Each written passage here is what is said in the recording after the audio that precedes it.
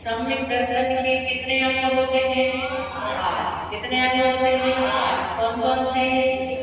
निसंकेत, निकांक्षित, निर्विचिकित्सा, अमोदृष्टि, उपमोहन, स्थितीकरण, वास्तव और प्रभाव। कितने अंग होते हैं? किसके? सम्यक दृष्टि जीव के। श्रावक के कितने अंग होते हैं? 8। कौन कौन से? 3 मकार 5 कल। 3 मकार 5 कल। ठीक है ना? श्रावक के मुख्य कितने कर्तव्य होते हैं? 2। थोड़ा सा इको कम कर दो, बेस ज्यादा। श्रावक के मुख्य कितने कर्तव्य हैं? कौन कौन से? दान और पूजा। साधु के मुख्य कितने कर्तव्य हैं? 2। कौन कौन से?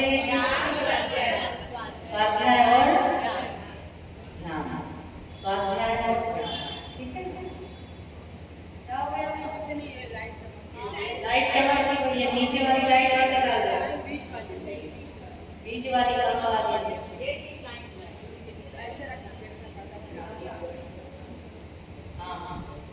श्रावक के जो सुपात्र को दान देता है उसे चक्रवर्ती का वैभव मिलता है। किसका वैभव मिलता है? चक्रवर्ती। कितने रत्नों का स्वामी होता है चक्रवर्ती? कितनी निधियों का स्वामी होता है? 9 निधि। अच्छा, जो चक्रवर्ती है उसके कितने वैद्य होते हैं? 360। कितने होते हैं? रसोई कितने होते हैं? अंगरक्षक कितने होते हैं? 360। ठीक है ना? 1 3 360 3 जगह है। ठीक है ना? अच्छा, जो चक्रवर्ती होता है उसको कितने मुकुटबद्ध राजा सिर झुकाते हैं? 32,000। कितने? 32,000। एक एक रत्नों की रक्षा करने वाले कितने देव होते हैं? 1,000। तो एकदम पूरा कंप्यूटर माइंड हो गया आप सबका। कल्याण कितने होते हैं? क्या बात है, या अच्छा, 7 क्षेत्रों में दान दिया जाता है विशेष रूप से, जो हमें पंच कल्याण को प्राप्त कराने वाला होता है। वो 7 क्षेत्र कौन कौन से हैं? जिन मंदिर, जिन यात्रा, पंच कल्याण, जीर्णोद्धार, जिनागम, जिनयात्रा, आयतन। ठीक है ना? आयतन देव शास्त्र यहाँ सब तो आ गया, लेकिन गुरु नहीं आए। सबकी यात्रा तो करा दी, सबका उद्धार करा दिया, तो गुरु को कौन कराएगा? तो गुरु भी तो आएंगे। तो क्या जो आयतन है उसमें कौन आ जाएंगे? देव शास्त्र गुरु, है ना? तो देव में तो अपन ने कह दिया जिन में, है ना? तो ये जिन में की स्थापना करना अलग चीज है, और जिन आयतन में देव भगवान की भक्ति पूजन आराधना करना, ये क्या है? आयतन। एक तो विराजमान कर दी हमने भगवान को, वो हो गया। लेकिन यहाँ क्या है? देव शास्त्र गुरु और उनको मानने वाले, तो देव को मानना, उनकी भक्ति पूजन आराधना, उनकी सेवा इत्यादि करना। ठीक है ना?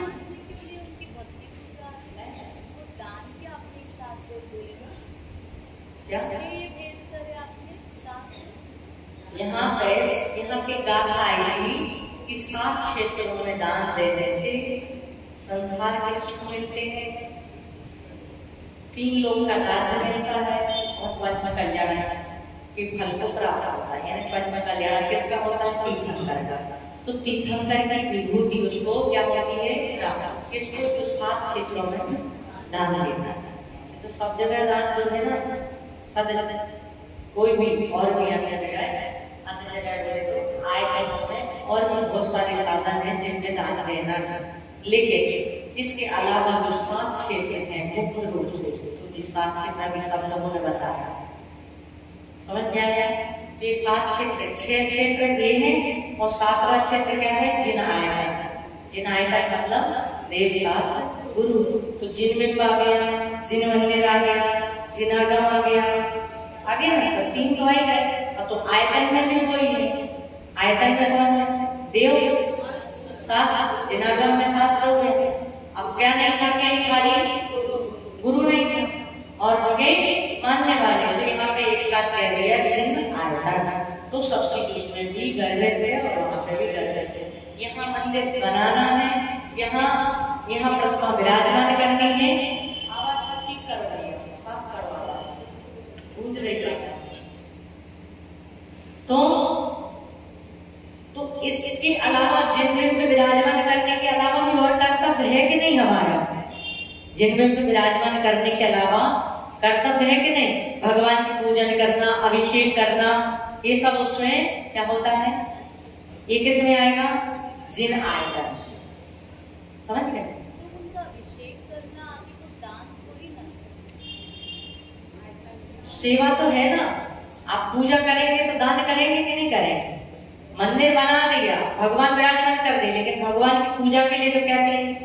एकदम खत्म कर दिया। ठीक करो, अच्छे से करो, शांति से करो। कल दोपहर से माइंड शाम से बिगड़ा हुआ। तो अब पूजा करेंगे तो द्रव्य चाहिए कि नहीं चाहिए? चाहिए ना। मंदिर के लिए टेबल चाहिए तो चाहिए कि नहीं चाहिए? जिनवाणी रखने के लिए अलमारी चाहिए कि नहीं चाहिए? तो ये सब क्या जाएंगी? जिन आयतन में। बाकी जो व्यवस्थाएं हैं वो किसके अंतर्गत आ जाएंगी? जिन आयतन के अंतर्गत आ जाएंगी। ठीक है ना। आगे चले बाबा। अब आगे चलते हैं। कौन से नंबर की क्या है? 22 नंबर। 22 नंबर।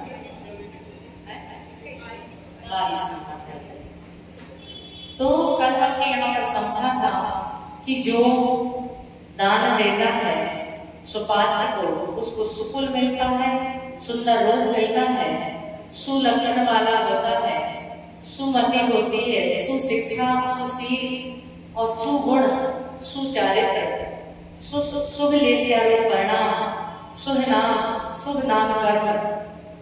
जो शुभ नाम कर्म का उदय होता है उसमें शुभ गति, यश सिद्धि आदि जो है वो सब शुभ मिलते हैं। शुभ साधन और शुभ शाखा वेदनी का वेदनी कर्म के 2 भेद हैं। कौन कौन से?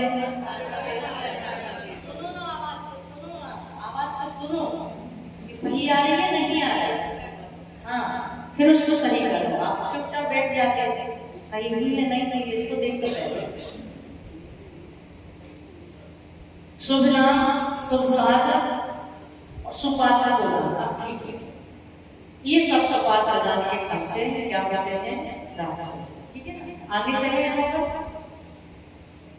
चौकी की भोजन की महिमा, कि हम जो चौका लगाते हैं उस चौकी की महिमा क्या है, उस भोजन की महिमा क्या है, इस बात को बता दीजिए। आचार्य तो स्वामी कह रहे हैं जो मणि भुते विशेषम भुंजय सो भुंजय जो देते हम संसार सार सुखम कम सो निप्पाण भर सुखम जो गुणी भुत विशेषम भुंजय सो भुंजय जो देते हम संसार सार सुखम कम सो निप्पाण भर सुखम।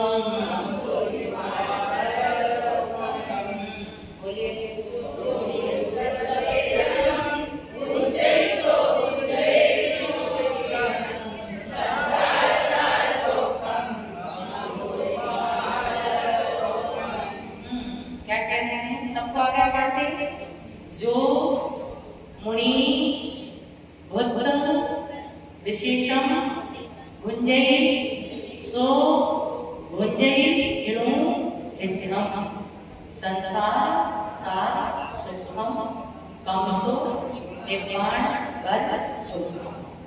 कह रहे हैं जो मुनि भक्त विशेषम जो मुनियों को बुद्ध विशेषण, बुद्ध मतलब भोगने के बाद या भोजन करने के बाद, विशेषण अवशेष, क्या जो मुनि बुद्ध विशेषण, आपने जो भोजन कर लिया उसका बचा हुआ क्या है, शेष। मुनिराज ने जो चौकी में आहार किया, आहार के बाद जो बचा है वो क्या है, शेष।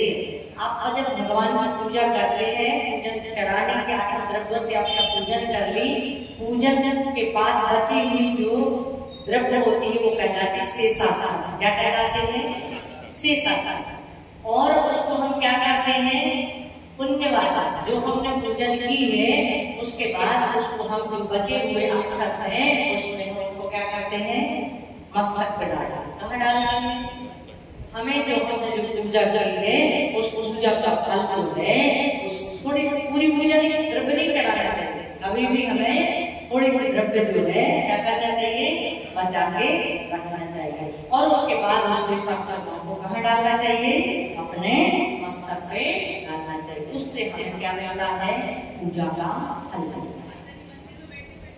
हाँ, मंदिर वहीं जहाँ पर होता है उसका एक मंत्र है, मंत्र में आपको बता दूंगी, मंत्र है, उस मंत्र को बोलते हुए क्या कहते हैं, उनसे सक्षतों को सिर पे डालते हैं, उससे हमारा मस्तक ठीक रहता है।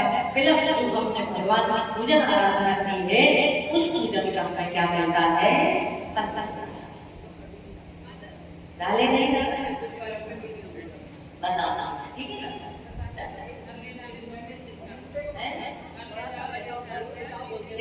घर ले जाके डाल देते हैं, हाँ ठीक है, लेकिन मूल उसको मस्तक पे डालना, कहाँ डालना होता है, मस्तक के ऊपर डालना होता है, ठीक है।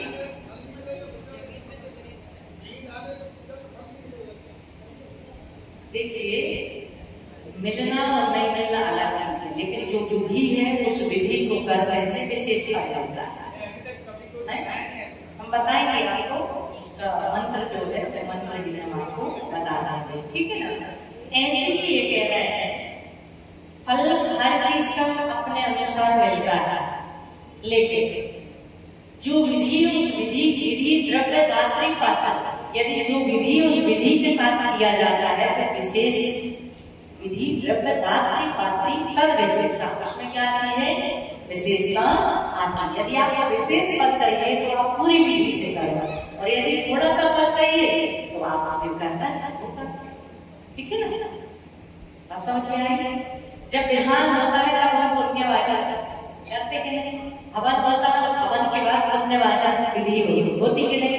अब कोई कहे विधान की पुण्यवाचन नहीं करे तो नहीं करेंगे, तुम्हारी मर्जी, क्या नहीं करें तो तुम्हारी मर्जी, लेकिन विधि क्या है कि विधान होने के बाद में, हवन होने के बाद में उसमें जल भरा जाता है पूरे कलश में, और मंत्रों के माध्यम से उस कलश को दूसरे कलश में या किसी पात्र में छोड़ा जाता है।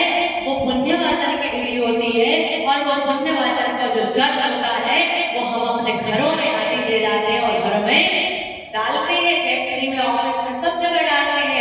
तो जितनी ही उस मंत्र की ऊर्जा है वो हमारे घर तक जाती है, और किसी भी प्रकार की कोई भी समस्या है, परेशानी, हमारे घर में कोई बाधा है तो वो सारी बाधाएं क्या हो जाती है, पलायन कर जाती है। हमारा व्यापार आदि नहीं चल रहा, जो पुण्य है, पुण्यवाचन का मतलब जो पुण्य हमने 10 दिन में 8 दिन इकट्ठा किया है, उस पुण्य को हम उस जल के माध्यम से अपने घर तक ले जाते हैं, घर में डालते हैं, उस ऊर्जा से हमारे घर में एक अलग वातावरण का माहौल, ठीक है ना। तो ऐसे ही जो हम पुण्यवाचन तो नहीं कर सकते, तो जो शेषाक्षत बचते हैं उन शेषाक्षतों को मंत्र के साथ उसका डालने का मंत्र भी है, मस्तक पे डालने का मंत्र, उस मंत्र को बोल करके जब हम डाल रहे हैं तो उससे हमें और भी विशेष की क्या होती है, ठीक है ना। अभी यहाँ चल रहे हैं अपन जो मुनि बुद्ध विशेषण। देखिए, जब हम स्वाध्याय करते हैं, शास्त्र पढ़ते हैं तो बहुत सारी नई बातें हम कर रहे हैं, जो हमारा चल रहा है, हम सदियों से कर रहे हैं, लेकिन बहुत सारी चीजें हमें क्या मिलती है, नई मिलती है, ठीक है ना। जैसे आपने उस दिन मिला लोगों के मन में से एक ही बात ध्यान में है कि देवों के गले में मंदार माला, कौन सी माला होती है? मंदार माला होती है। और 6 महीने पहले वो क्या हो जाती है? सबको क्या पता था? इतनी पता था कि वो मंदार माला मुरझा जाती है, ठीक है ना? लेकिन ये पता नहीं था कि किसकी मुरझाती किसकी नहीं। तो पता चला पढ़ने से, इसलिए कहा है कि आप जितने बार छेड़ेगा, जितने बार नेट से पढ़ेंगे, आपको नया नया कुछ ना कुछ नया नया मिलेगा। इसमें क्या लिखा है? इसमें कितना सा ही लिखा है, कितना सा। लेकिन जो और अन्य ग्रंथों को पढ़ा जाता है, आप जब पढ़ेंगे तो सिर्फ इसमें जो लिखा है उतना ही पढ़ेंगे। और हम लोग जो आपको बताएंगे वो 25-50 ग्रंथों का निचोड़ जो है वो आपको बता देंगे। तो सम्यक दृष्टि देवों की माला मुरझाती नहीं है। उनकी माला कैसी हो जाती है? जो छेड़छाड़ में आते हैं कैसी हो जाती है? हरी हरी हो जाती है। और जो मिथ्या दृष्टि देव है उनकी माला क्या हो जाती है? मुरझा जाती है। लेकिन हमको क्या पता है कि वो मंदार माला होती है, और वो मंदार माला क्या हो जाती है? 6 महीने पहले मुरझाती है, जिससे लोग देवों को पता चल जाता है कि तू। ऐसी बहुत सारी चीजें हैं, जब हम गुरु के साथ में कुछ स्वाध्याय करते हैं, पढ़ते हैं, तो बहुत सारी नई बातें मिलती हैं, ठीक है ना? तो यहाँ पे कह रहे हैं जो मुनि भूत विशेषम, जो मुनियों के भूत मतलब भोगे हुए या खाए हुए अवशेष, उसके बाद बचे हुए शेष भोजन को भुंजई, भोगे हुए खाए हुए भोजन को भुंजई, सो भुंजई करे हुए आहार में से बचे हुए शेष आहार को भुंजई क्या करता है? भोगता है। जिणोदित्यम, ऐसा जिनेंद्र ने कहा है, कौन से फल को प्राप्त होता है? संसार सार सुख, संसार के सुखों को, सारभूत सुखों को प्राप्त होता है। सारभूत सुख कौन है? जैसे देव आदि पद की प्राप्ति होना, ये सब क्या है? सारभूत सुख है। और कम सुख क्रम से, परंपरा से निब्बाण सुख, निर्वाण सुख को क्या होता है? प्राप्त। समझ में आ गया? जो भव्य संसदृष्टि सेवक श्रावक अपने नगर में, अपने घर में आए हुए साधु के लिए क्या करता है? आहार चौका लगाता है, और चौका लगा के परिवहन करता है, आहार देता है। उनको आहार कराने के बाद बचे हुए शेष भोजन को प्रसाद मान के ग्रहण करता है। क्या कहा है आपने? प्रसाद मान करके ग्रहण करता है। वह संसार के सुख को प्राप्त होते हुए परंपरा से निर्वाण सुख को क्या करता है? समझ में आइएगा?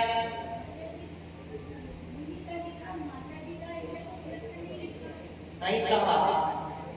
श्राप का चार श्रावक के लिए लिखा है, श्राविकाएं क्यों पालन करती हैं? श्राप का चार जो है किसके लिए है? किसके लिए? श्रावक के लिए। किसके लिए?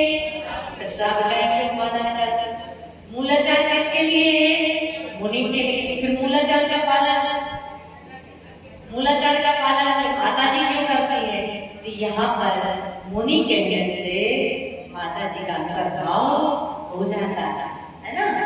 तो यहाँ पे अलग अलग से किसी को कुछ कहा नहीं गया है। जो मूलाचार है वही मूलाचार मुनि के लिए है, वही हारिका के लिए। 28 मूलगुणों की विधि वहाँ मुनि की लिखी, हारिका के नहीं लिखी। लेकिन जो 28 मूलगुणों के संस्कार मुनि पे दिए जाते हैं, वही 28 मूलगुणों के संस्कार किस पे दिए जाते हैं?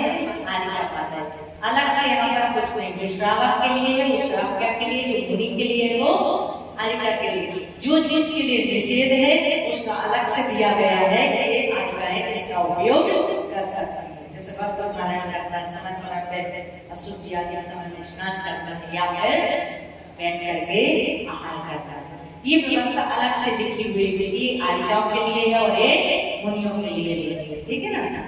ऐसे ही यहाँ पहले कह दिया उत्तम मध्यम और जघन्य पात्र। कैसे पात्र बता दिए?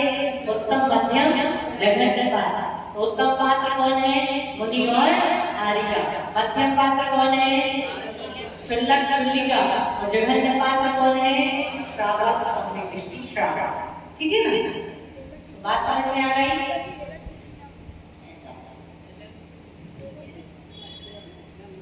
क्या हुआ?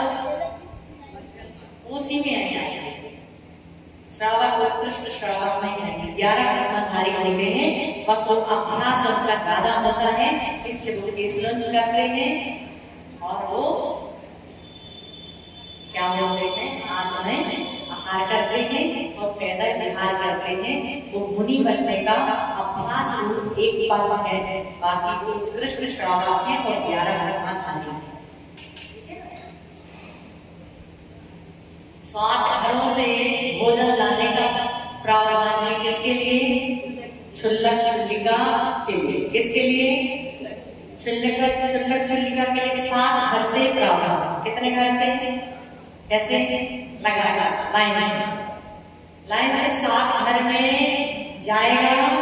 प्रासुर जिसके घर में भोजन बना होगा उसके घर से भोजन लेगा, और यदि उस घर में कोई मुनिराज है तो उन मुनिराजों को जो 16 का 7 घर का लेकर के आया है वह मुनिराजों को आहार भी कराएगा। क्या कराएगा? उसमें से कुछ देगा। और उसके बाद मुनि के आहार होने के बाद यदि कोई श्रावक कहता है कि आप हमारे घर पर ही क्या कर लीजिए, आहार ग्रहण कर लीजिए, भोजन ग्रहण कर लीजिए, तो फिर वो वहीं उस श्रावक के घर पर ही क्या कर लेगा, भोजन ग्रहण कर लेगा। ऐसा प्रावधान है। लेकिन अब वही होता है कि क्षुल्लक के आहार के महाराज माता जी के आहार के बाद फिर यदि क्षुल्लक छुल्लिका का होगा, फिर क्या होगा, फिर ब्रह्मचारियों का होगा, फिर उसके बाद में आपका नंबर लगेगा, तो आपका तो दिन है। इसलिए ऐसी व्यवस्था बना दी कि जैसे साधु आहारचर्या के लिए निकलते हैं वैसे ही साथ में आहारचर्या के लिए निकलेंगे। और उसके बाद उनके लिए कटोरा का प्रावधान हो गया, वरना उनके लिए 5 बर्तन का प्रावधान। कितने बर्तन? 5 बर्तन, थाली, कटोरी, गिलास, जग, चम्मच चाहिए, चम्मच नहीं तो एक कटोरी और है ना, प्लेट जो भी है। इस प्रकार से 5 बर्तनों का क्या है, उल्ला जाता है।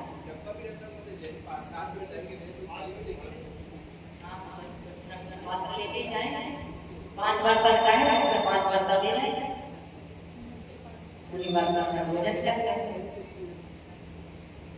तो चाहिए। हाँ, पिछी का प्रावधान नहीं था, बाद में पिछी का प्रावधान रखा गया। कितनी शांति हो गई है, शांति हो गई बहुत। कितना पिछी का प्रावधान बाद में आया है ना, क्योंकि एलक छुल्लक के पास यदि पिछी नहीं रहेगी, छुल्लिका के पास पिछी नहीं रहेगी, तो क्या होगा कि जो ब्रह्मचारी उनको उनकी कैटेगरी में लिया जाने लगा था। अभी तो मुनि के लिए माल, छुल्लक के लिए दाल और ब्रह्मचारियों के लिए धक्का मार। तो क्या है, ये व्यवस्था है। कई बार ऐसा होता है कि सबके लिए सब हो जाता है, लेकिन बाद में जो बचते हैं ना उनके लिए कोई पूछने वाला नहीं होता है। तो इसलिए फिर आचार्यों ने एक व्यवस्था बनाई कि उनके लिए भी क्या दी जाए, पिछी दी जाए, और फिर उनको पिछी का प्रावधान रखा गया। ठीक है ना। अभी जैसे आचार्य विद्यासागर जी महाराज अब नहीं दे रहे, मुझे भी पता है नहीं दे रहा है, तो उन्होंने अब उन्होंने 11 प्रतिमा दी हैं, 10 प्रतिमाएं दी हैं, नहीं पता, लेकिन मान्यता में तो क्या है, क्षुल्लक ही है ना। इस प्रकार से हालांकि उनके लिए एक वस्त्र आया है उड़ने के लिए, क्या खबर जिसको दुपट्टा के अलावा कोपी होते ना, कोपी ओढ़ने के लिए, ओढ़ने के लिए कि वो सिर ढके तो पैर नहीं ढके, पैर ढके तो सिर नहीं ढके, ऐसा एक वो ठंडी आदि के दिनों में उसका क्या कर सकते हैं, उपयोग कर सकते हैं। चंद्र आदि दुपट्टा की जिसको बोलते हैं, वो जो दुपट्टा लेते हैं, दुपट्टा कितना बड़ा, वो दुपट्टा जब रात में जब वो सोते हैं ना, यदि ठंडी आदि के समय में उनको वो तो उसको हटा देते हैं और उसको ले लेते हैं। एक लेना है उनको, लंगोटी और दुपट्टा, तो तो रात भर में वो दुपट्टे से तो उनकी नींद मतलब ठंडी जाएगी नहीं, तो इसके लिए फिर वो खाक चद्दर होता है, चद्दर लेते हैं, काय का होता है, हथकर का, सूत का जो होता है ना, ठीक है ना। यहाँ पे बात समझ में आ गई सबको? क्या समझ में आई? जो मुनि भुक्त विशेषम, जो मुनि के भोजन करने पर बचे हुए शेष भुंजई उसको भोगता है, सो भुंजई जिणु दिट्टू, उसको भोगने पर जिनेन्द्र देव ने कहा है कि वह संसार सार सुखम, संसार के सुख को प्राप्त करके कम सो क्रम से यानी परंपरा से, यानी स्वर्ग के सुखों को भोग करके क्रम से परंपरा से वह निर्वाण वर सुखम, निर्वाण के वर मतलब श्रेष्ठ, सुखम मतलब सुख को क्या होता है, प्राप्त होता है। आ गया समझ में? आपके घर में साधु का आहार लगा है, उसके बाद जो बचा हुआ है उसको क्या मान करके खाना है, प्रसाद मान करके। कई लोग बहुत घृणा करते हैं, अरे ये हम तो नहीं कपता, हम नहीं खाएंगे। और यदि आप खा भी रहे हैं और उसको क्या करते हैं आप कि और फिर बगाल लगा लेते हैं, छोक लगा लेते हैं और भी उसमें पूरा बना लेते हैं, तो वो फिर वो आपका प्रसाद नहीं। प्रसाद कौन है? जो जैसा बचा है उसको वैसा ही क्या करना, ग्रहण करना, वैसे ही खाना। यदि आप वैसा खाते हैं तो वो आपके लिए प्रसाद है और वही आपके लिए क्या है, फल को देने वाला है। इसलिए हम लोग मोस्टली क्या करते हैं, आहार के बाद सबको क्या दे देते हैं, प्रसाद। भैया थोड़ा थोड़ा सा सब लोग ले लो, क्योंकि हमने आगम पढ़ा है, शास्त्र पढ़े हैं, इसलिए हमको पता है कि इतने से प्रसाद का आहार देना तो महान फल है ही, लेकिन बचे हुए को भी ग्रहण करना वो भी क्या है, प्रसाद है। इसलिए कहा है कि श्रावक या तो चौका लगाए, क्या करे, या तो चौका लगाए, और यदि चौका नहीं लगा पा रहा है तो वो क्या करे, अपने घर से कुछ ना कुछ क्या करे, कुछ ना कुछ प्राशुक बना करके ले जाए, या फिर फल आदि या जो भी है वो चीज को लेकर के जाए। और वो लेकर के जाए तो वो क्या करे, गुरु को अपनी वस्तु, कौन सी वस्तु, अपनी वस्तु क्या दे, आहार में दे, है ना। और अपनी वस्तु आहार में देने के बाद उसमें जो बचे, पूरी नहीं देना है, नहीं तो कई लोग क्या करते हैं, अब थोड़ी सी हम लेके गए थे, इतनी सी महाराज ने ले ली, साधु ने ले ली, उसके बाद इतनी सारी बची थी, हमने कहा अब हम घर कौन ले जाए, हम वहीं छोड़ के चले जाते हैं, हाँ चौके में ही छोड़े। अब वो क्या बन गई, प्रसाद बन गई। जनरेटर भी तो है भाई, करने वाला नहीं, तुम लोगों को नहीं आता क्या, ऐसे कैसे है, सीख लो एक दिन में।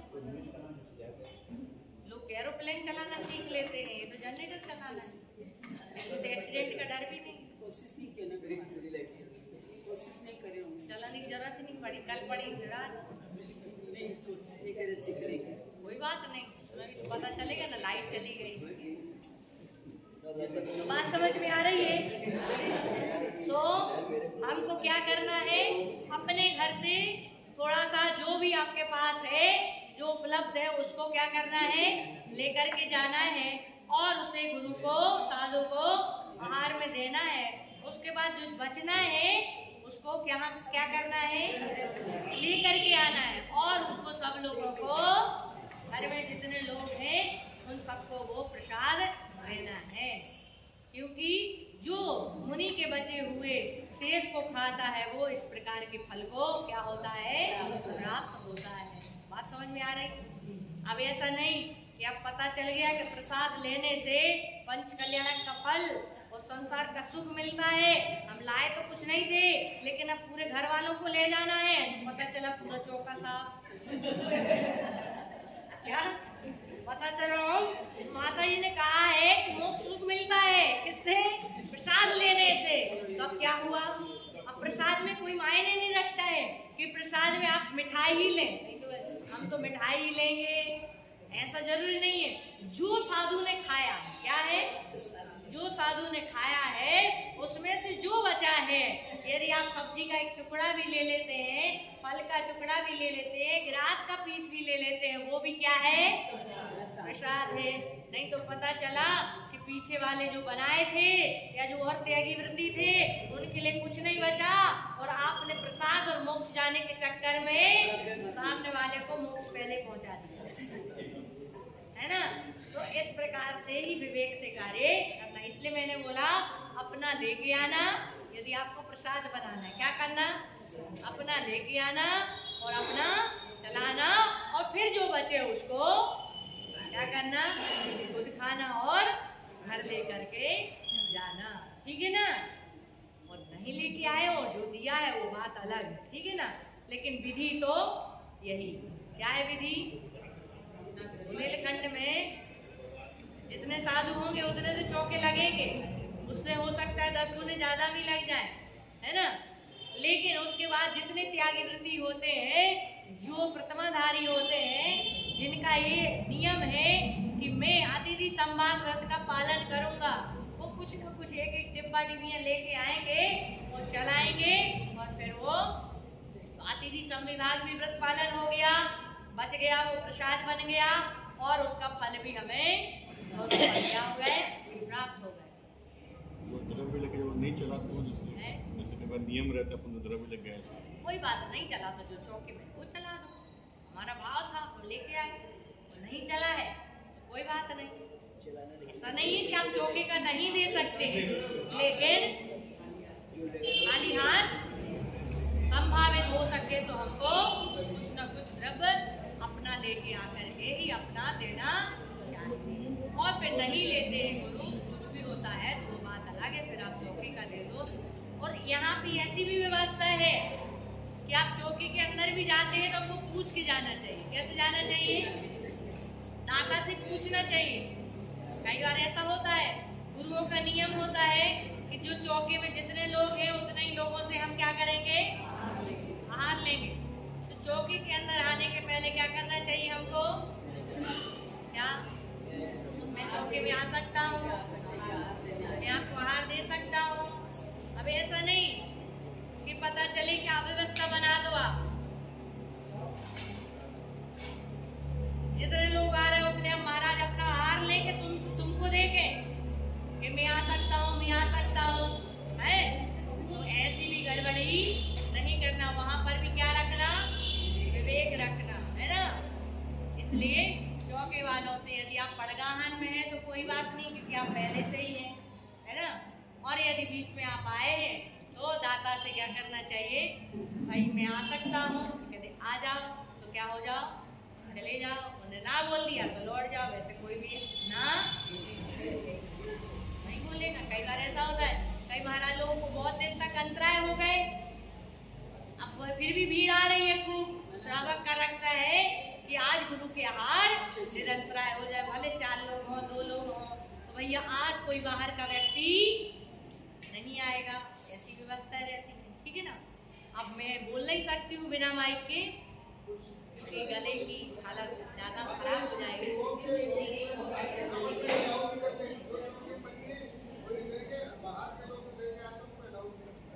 कोई जरूरी थोड़ी है कि आप बना के ही लाएं, बहुत सारी चीजें जो बिनी बनाई आती हैं, बिना बनी भी आती है, ड्राई फ्रूट है, फल है, ये सारी चीजें ऐसी भी आती है ना। और नहीं है तो आप चौके का भी दे दो, कोई ऐसा नहीं है कि एकदम निषेध है कि आप चौके का नहीं दे सकते, आप दे सकते हैं। हमारे काल में चमत्कार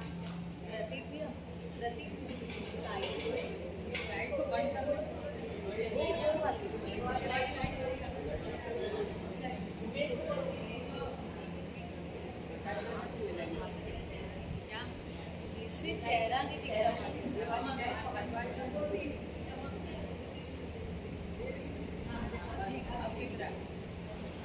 ठीक है।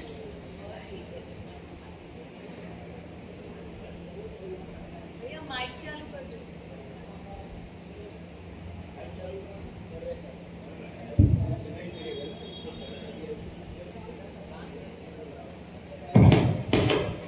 यहाँ पर आहार दान लेने का पात्र कौन है कौन नहीं है, इस व्यवस्था को भी बताया जाता है कि जिसको कुष्ठ रोग हो गया है, क्या हो गया है, वो आहार देने का पात्र नहीं है। जिसके अंग कम है वो भी आहार दान लेने का पात्र नहीं है। जिसके अंग ज्यादा है उसके भी वो भी आहार दान लेने का पात्र नहीं है। जो कोई असाध्य रोग से पीड़ित है, खाज खुजली आदि से पीड़ित है, वो भी आहार दान लेने का पात्र नहीं है। किसी के घर में विधवा विवाह हुआ है, जिसने विधवा विवाह किया है वो आहार दान लेने का पात्र नहीं है। समझ में आ गया? पूरा परिवार जिसने पहले तो व्यवस्था यही थी, क्या व्यवस्था थी कि जिसके घर में विधवा आ गई वो छोटी लोहरी सेन वाले कहलाते थे, मतलब जिसको सेज वाला बोलते ना, वो कहलाते थे। और उनके घर परिवार वालों से आहार व्यवस्था, आहार व्यवहार नहीं था, रोटी बेटी का व्यवहार नहीं था। वो लोग अभिषेक भी करने के अधिकारी नहीं थे। अब जो है व्यवस्था ये बना दी गई है, अभी बहुत सारे लोग तो नहीं लेते हैं, लेकिन 99% साधु आहार ले लेते हैं। आचार्य विद्यासागर महाराज ने कहा कि मतलब जो लोग ने की है वो लोग नहीं देंगे, बाकी एक व्यक्ति की सजा पूरे परिवार को नहीं मिलना चाहिए। और सिर्फ परिवार को नहीं, दर पीढ़ी का। क्यों? क्योंकि वो जो लोहरी से चालू हो जाता है तो फिर जितने भी लोग होंगे वो सबके सब उसी कैटेगरी में आते हैं। इसलिए व्यवस्था ये बनानी है कि जिनकी शादी हुई है जिससे वो दोनों क्या नहीं देंगे, आहार नहीं देंगे, बाकी के सब लोग आहार कर सकते हैं, ले सकते हैं। तो कोई अंधा है, लूला है, लंगड़ा है, इन लोगों से क्या आता है, आहार दान देने का पात्र नहीं है। अब लोगों के मन में आएगा, जैसे मनीष भैया के मन में आ रहा है कि जो व्यक्ति जिंदगी भर से आहार दे रहा था, अब उसके बीच में कुछ प्रॉब्लम आ गई है, उसके अंग उपांग कट गए। अब वो क्या करते हैं? यहाँ पर आचार्य कुंद स्वामी कहते हैं कि वो आहार देखे। क्या देखे? आहार। इन सबके लिए देखने के लिए निर्देश दिया है, तुम आहार देखो और देने की अनुमोदना करो। क्या करो? अनुमोदना। आप दे नहीं सकते तो अनुमोदना करो। ऐसा नहीं कि हम आहार नहीं देते तो हम देखने के लिए जाएंगे, है ना? तो हम आहार को क्या कर सकते हैं? देख सकते हैं। जो अभिषेक नहीं कर सकते हैं वो अभिषेक को क्या कर सकते हैं? देख सकते हैं। देख करके अनुमोदना कर सकते हैं, उससे वो बराबर फल क्या होता है, प्राप्त होता है।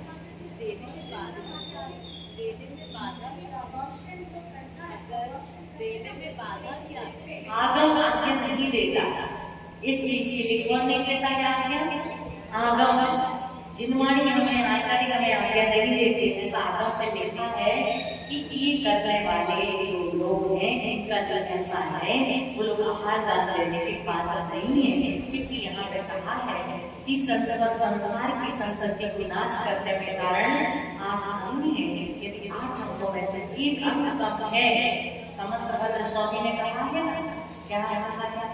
अंगहीनम मलम चेतम दर्शनम जन्म संतित नहीं मंत्रोच्चारण निहंति विश्वेदना। क्या कहा उन्होंने? कि अंगहीन सम्यक दर्शन संसार की संस्कृति को नाश करने में कारण नहीं है। मंत्रहीन, अक्षरहीन मन दृष्टि वेदना को दूर नहीं कर सकता। ऐसे ही जो अंग उपांग से रहित है वो भी आहार दान देने आदि का, महापूजा आदि अभिषेक आदि करने का पात्र नहीं है। क्यों? क्योंकि उसको अपने पाप का बोध कब होगा? किसका बोध? पाप का बोध कब होगा? कब होगा? जब देखेगा यदि सब चीज सबको करने में लगे तो पाप पुण्य की व्यवस्था खत्म हो जाएगी, कर्म व्यवस्था खत्म हो जाएगी। भैया तुमने कोई पूर्व में ऐसा पाप किया होगा जिस कारण से तुमको ये फल मिला है। मुझे ऐसा कोई पाप नहीं करता है जिसके कारण मेरे साथ ऐसा हो और मुझे जिन कार्यों से वंचित रहना पड़े। इसलिए ये दंड संहिता, पाप की दंड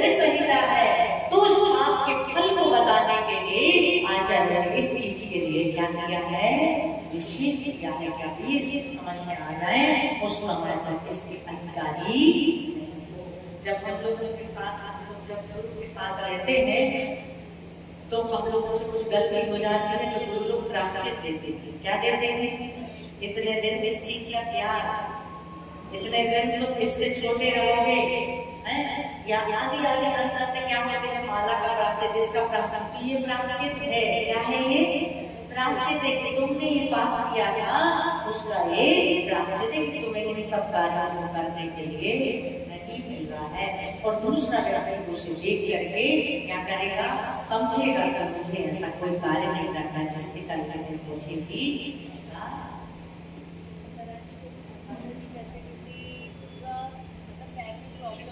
चल फिर नहीं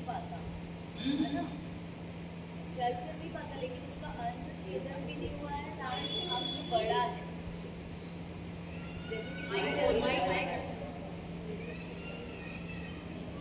जैसे किसी को पोलियो हो गया है ना, जो भी उसका ना अंग छेदन हुआ है ना बड़ा है, उसका तो पूरा अंग सही है ना, तो वो तो आहार अभिषेक सब चीज दे सकता है।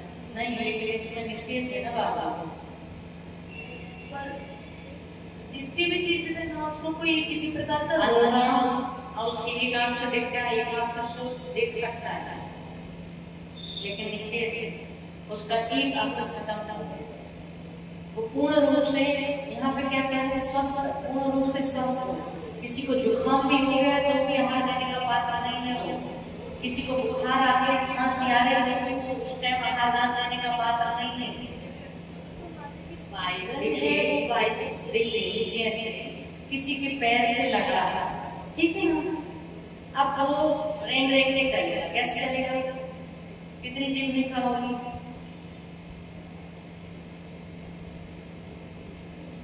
हिंसा भी होगी, प्लस पाप का फल का बोध नहीं होगा। इसलिए उसके लिए देखने के लिए क्या कहा है कि तुम देखो, उसमें देखने में प्रमाद मत करो, उसमें असमर्थता व्यक्त मत करो, वहां पर तुम जाओ और आहार को देखो, अनुमोदन करो, आपको आहार दान देने के बराबर फल मिलेगा। जैसा कि असमर्थता की उदाहरण आया है, जो 4 जीव थे, जब जंगल में मुनिराज का आहार हो रहा था, उस समय रानी श्रीमती और वज्रजन के जीव ने जब जंगल में मुनि को आहार दान दिया था, उस समय जंगल के 4 प्राणियों ने अनुमोदना की थी। कितने? 4, बंदर, नेवला, सुअर, है ना, इन 4 ने क्या की थी? अनुमोदना की थी। उस अनुमोदना का फल क्या क्या है? पुत्र बने, भरत बने, बाहुबली बने, और भी जो है तो इनको कहीं न कहीं चक्रवर्ती जैसे, कामदेव जैसे क्या मिल गए? विभूति मिल गए। किसके माध्यम से? सिर्फ अनुमोदना करने के माध्यम से। इन सब के लिए क्या कहा है कि जब हमारी असमर्थता है तो तुम क्या करो? गिलानी मत कर कि मैं यहाँ नहीं दे सकता हूँ, मैं नहीं कर सकता, वो नहीं आई इसलिए तो मुझे अब जाने नहीं, महाराज के पास नहीं जाना है, उनके दर्शन भी नहीं करना है। तो यहाँ पर आपने क्या कर लिया? और आपका क्या कर लिया? बंद कर लिया। इसलिए जो चीज के लिए आगम आज्ञा है, हमको आज्ञा है एक साड़ी पहनना, क्या है? आज्ञा है, इसलिए हम पहन रहे हैं, है ना। मुनियों के लिए कहा है निर्वस्त्र रहना, तो ये किसकी आज्ञा है? जिन्हें आप बहुत सारे लोग बोले महाराज बहुत ठंडी है, कम से कम ठंडी के समय में एक चादर ले लो, इतनी ठंडी है एक चादर ले लो, तो ये किसकी आज्ञा है? जिनादान की आज्ञा। हम जिनादान की आज्ञा के पालन करने वाले हैं, उन पर श्रद्धावान उनकी आज्ञा के प्रमाण मानने वाले हैं। इसके साथ उनकी बात को क्या करते हैं? उन्होंने कहा है कि आहार दान देने के पात्र नहीं है, इसलिए पात्र नहीं है, ठीक है। अब उसमें बहुत सारे साधन है, कई साधन है ले लेते हैं, जो ले लेते हैं तो कोई बात नहीं, ले लेते, ऐसे विधवा वाले से ले लेते, ऐसे नीचे वालों से भी ले लेते, ऐसे जिसके आगे 6 उंगलियां से भी ले लेते हैं। यदि लेता है, पहले आप पूछ लो उससे कि मेरी ऐसी स्थिति है, ऐसी परिस्थिति है, झूठ बोल करके नहीं देना, छुपा करके नहीं देना। आप बोल दो तो पूछ लो ये परिस्थिति है, आप आहार हमसे ले सकते हैं, यदि ले सकते हैं तो दे दो। जो मना करते हैं उनके प्रति फिर अश्रद्धा का भाव मत रखो। फलाना महाराज आए तो ले लिया था, लेकिन आप नहीं ले रहे हैं, कैसे हो रहा है? दुनिया भर के सारे महाराज ने तो ले लिया, अब आपने बताया ही नहीं किसी को, अब बात में पता चला, बात अलग अलग।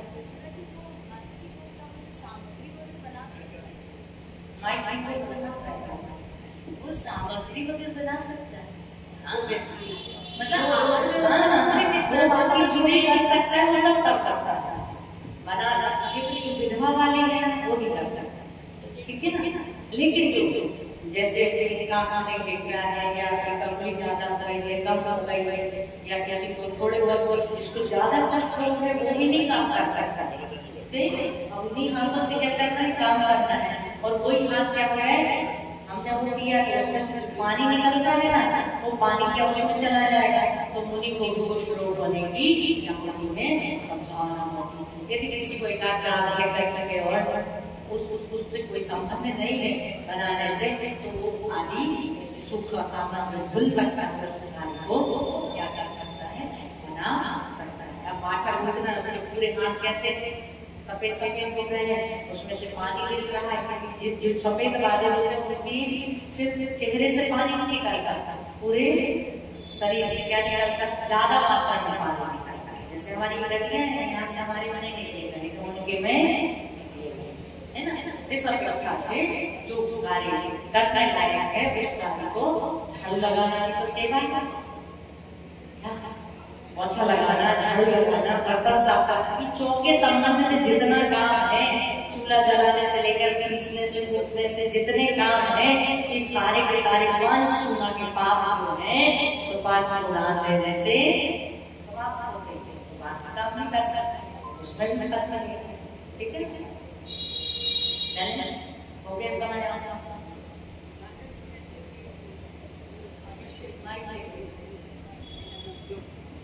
जैसे कि अगर कप निकल रहा हो, सर्दी हो रही हो, उस समय अभिषेक और या पूजन भी करनी चाहिए, नहीं करना चाहिए। बहुत ज्यादा यदि तकलीफ है, बार बार किसी को बोलने में आया है, बार बार किसी के लिए छींक आ रही है, बार बार जवाई आ रही है, तो उस समय उसको क्या करना चाहिए, साइड हो जाना चाहिए।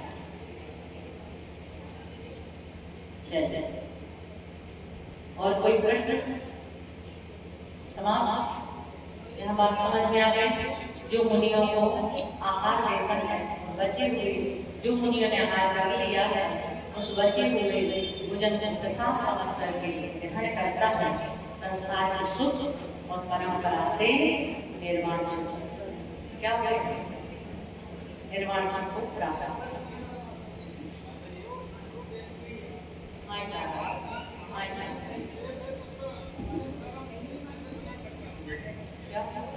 जो व्यक्ति आहार नहीं दे सकता, आगम के अनुसार सिद्ध है, ऐसा व्यक्ति फिर चौके में जाकर भोजन कैसे बना सकता है? सही है, वो बना सकता है, कर सकता है कि जैसे उसकी एक आंख क्या कहते हैं, एक आंख से उसको दिखता है, लेकिन एक आंख से दिखता है ना, तो वो क्या कर सकता है, जो भी उसके बनाने लायक करने लायक कार्य होगा वो कर सकते हैं। विधवा वाला मैंने मना कर दिया, जो विधवा वाला है वो ना बनाएगा और ना वो देगा, ठीक है। अब किसी की 6 उंगलियां है, 1 उंगलियां ज्यादा है, तो वो कार्य कर सकता है देने में और करने में, वो अशुद्ध नहीं है। एक बात ध्यान रखना, वो क्या नहीं है, अशुद्ध नहीं है। जो अशुद्ध है वो दे भी नहीं सकता और बना भी नहीं सकता, लेकिन ऐसे शुद्ध है, लेकिन व्यवस्था ये है कि उसका एक अंग कम है या एक अंग उसका ज्यादा है, बाकी सब चीज व्यवस्थित है, अपवित्र नहीं है, अशुद्ध नहीं है, तो वो कार्य अन्य जो कार्य है वो कर सकता है। अपवित्र नहीं है, अशुद्ध भी नहीं है, तो आहार भी दे सकता। देखिए ये अपवित्र अशुद्ध नहीं है, लेकिन ऐसा आचार्य ने कहा है कि ये जो देने वाले हैं ये पाप के फल से सारी चीजें किसके फल, किससे हो रही है, पाप के फल से हो रही है। और जो पाप का फल उसे ज्ञात कैसे होगा, ये बात को याद कराने के लिए उससे आहार लेने के लिए या पात्र बनने के लिए उसके लिए निश्चित किया है। बाकी वो अपवित्र और अशुद्ध नहीं, ठीक है ना। अशुद्ध वाली जो महिला है, जैसे अशुद्धि में कोई महिला है तो वो अशुद्धि में हाथ नहीं दे सकती, लेकिन शुद्धि में वो ले सकती। तो ऐसे ही अप्रिय जो वो हाथ दे नहीं सकते, बना भी नहीं सकते, लेकिन वो क्या कर सकते हैं, अनुमोदन कर सकते। हाँ, उसका आता है, एकदम याद नहीं है, लेकिन शायद बाहुबली बने, भरत बने और एक और कुछ बने, गणधर बने, हाँ जो भी हो, लेकिन कुछ न कुछ वो आदिनाथ के उसमें ही उसी समय वो भी सब बने, चारों के चारों बने। बता दो, निकालता देख के बता दो, ठीक है। चलिए खड़े हो जाए सब। जानी के ज्ञान है सूझे लो पालो, सोवाणी मस्तक जन सदा देत गुरु, हे जिनवाणी आरती तोय जपोरी है, जो देवा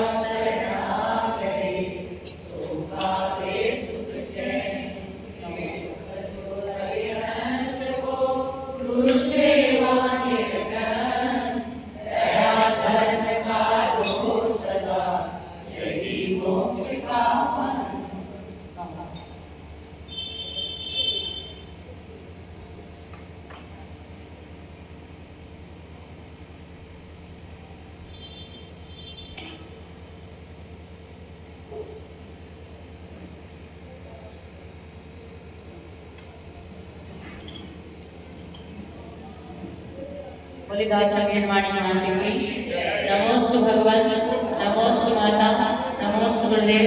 वंदन माता जी, आपस में हंस के कस के बोलेंगे।